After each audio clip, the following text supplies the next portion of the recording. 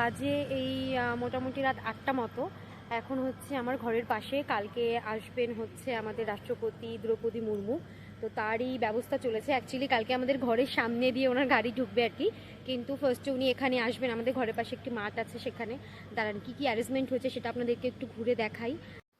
তো এটা হলো মেইন এন্ট্রেন্স, এখান থেকে সবাই ঢুকবে, সেই জন্য পাশেই চেকিংয়ের ব্যবস্থা করা হয়েছে। ওই যে পাশে এখন থেকেই পুলিশ ডিউটিতে আছে।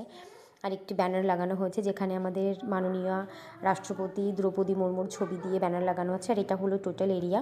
এখানে মিডিয়া এবং জেনারেল পাবলিকের জন্য আলাদা আলাদা ব্যবস্থা করা হয়েছে যাতে সবাই একদম শান্তিপূর্ণভাবে ওনার স্পিচ শুনতে পারেন। যাই হোক, আর অ্যাকচুয়ালি উনি এখানে আসছে রেলের একটি শিলান্যাস করতে। তো স্টেশনে আমার ঘরের সামনে স্টেশনে ওনার ওখানে আসার কথা, তবে আসতেও পারেন নাও পারেন।